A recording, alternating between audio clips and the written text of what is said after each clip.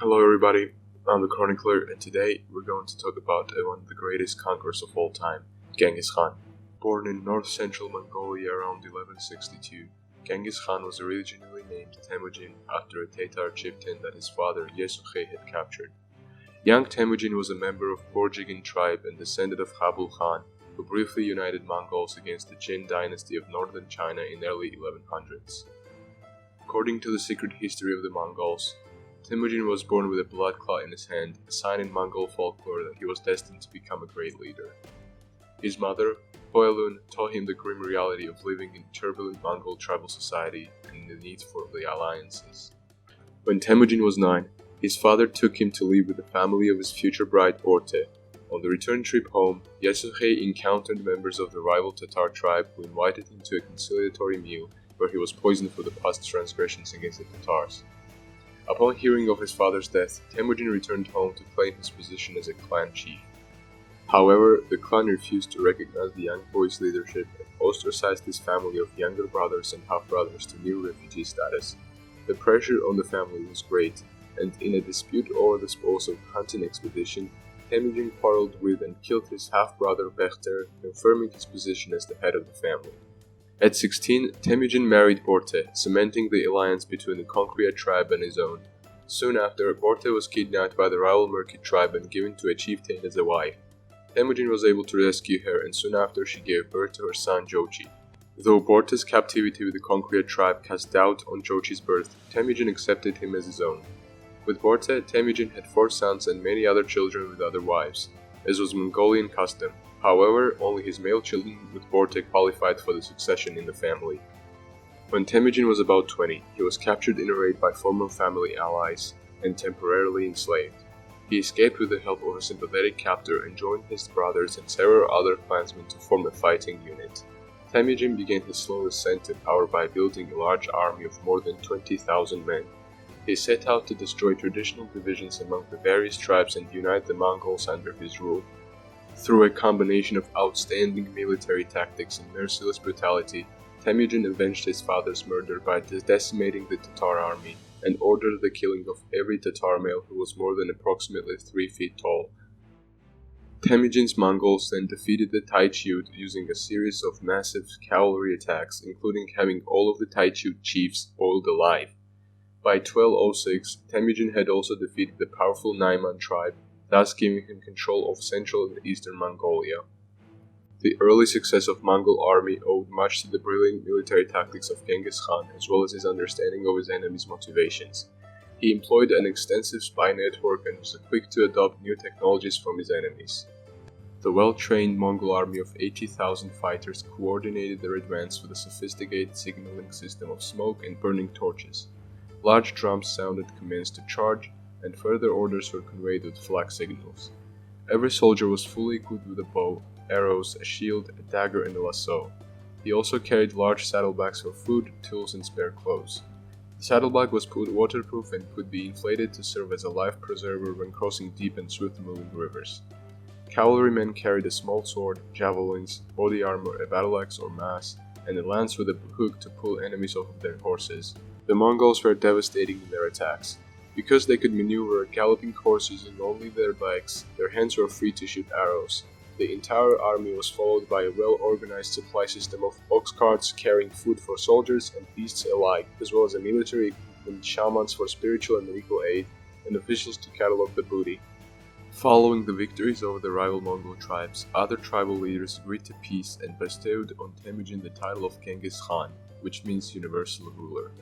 The title carried not only political importance, but also spiritual significance. The leading shaman declared Genghis Khan the representative of Monk Gekoko Tengri, the eternal blue sky, the supreme god of the Mongols. With this declaration of divine status, it was accepted that his destiny was to rule the world. Religious tolerance was practiced in the Mongol Empire, but to defy the great Khan was equal to defying the will of God. It was with such religious fervor that Genghis Khan is supposed to have said to one of his enemies, "I am the slave of God. If you had not committed great sins, God would not have sent a punishment like me upon you." Genghis Khan wasted no time in capitalizing on his divine stature. While spiritual inspiration motivated his armies, the Mongols were probably driven as much by the environmental circumstances. Food and resources were becoming scarce and the population grew. In 1207, he led his armies against the kingdoms of Shishia and after 2 years forced it to surrender. In 1211, Genghis Khan's army struck the Jin dynasty in northern China, lured not by the great city's artistic and scientific wonders, but rather the seemingly endless rice fields and easy pickings of wealth. Although the campaign against the Jin dynasty lasted nearly 20 years, Genghis Khan's armies were also active in the west against border empires in the Muslim world.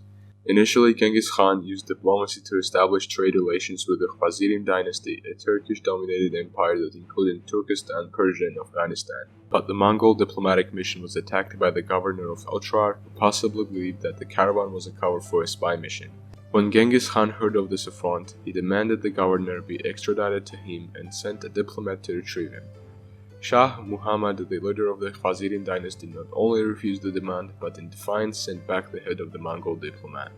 This act released a fury that would sweep through Central Asia and into Eastern Europe. In 1219, Genghis Khan personally took control of planning and executing a three-pronged attack of 200,000 Mongol soldiers against the Khwarizm dynasty. The Mongols swept through every city's fortifications with unstoppable savagery. Those who weren't immediately slaughtered were driven in front of the Mongol army, serving as human shields where the Mongols took the next city. No living thing was spared, including small domestic animals and livestock. Skulls of men, women, and children were piled in large pyramidal mounds. City after city was brought to its knees, and eventually the Shah Muhammad and later his son were captured and killed, bringing an end to the Khwarizm dynasty in 1221. Scholars describe the period after the Khwarizm campaign as the Pax Mongolica. In time, the conquest of Genghis Khan connected the major trade centers of China and Europe. The empire was governed by a legal code known as Yasa.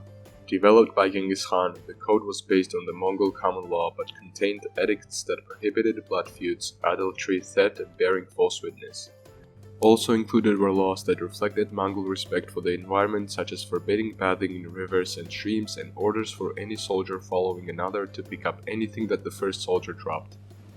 Infraction of any of these laws was usually punishable by death. Advancement within military and government ranks was not based on traditional lines of heredity or ethnicity, but on merit. There were tax exemptions for religious and some professional leaders, as well as a degree of religious tolerance that reflected the long-held Mongol tradition of religion as a personal conviction not to subject to law or interference. This tradition had practical applications, as there were so many different religious groups in the empire, it would have been an extra burden to force a single religion on them. With the annihilation of Khwarizm dynasty, Genghis Khan once again turned his attention east to China. The Tanguts of Shishia had defied his orders to contribute troops to Khwarizm campaign and were in open revolt. In a string of victories against Tangut cities, Genghis Khan defeated enemy armies and sacked the capital of Ningxia. Soon one Tangut official surrendered after another, and the resistance ended. Genghis Khan hadn't quite extracted all the revenge he wanted for the Tangut betrayal, however, and ordered the execution of the imperial family, thus ending the Tangut lineage. Genghis Khan died in 1227, soon after the submission of the Shishia. The exact cause of his death is unknown. Some historians maintain that he fell off a horse while on a hunt and died of fatigue and injuries. Others contend that he died of respiratory disease. Genghis Khan was buried without markings according to the custom of his tribe, somewhere near his birthplace close to the Anon River and the Khenti Mountains in the northern Mongolia. According to legend, the funeral escort killed anyone and anything they encountered to conceal the location of the burial site, and the river was diverted over Genghis Khan's grave to make it impossible to find. Before his death, Genghis Khan bestowed supreme leadership to his son Ogedei, who controlled most of Eastern Asia, including China.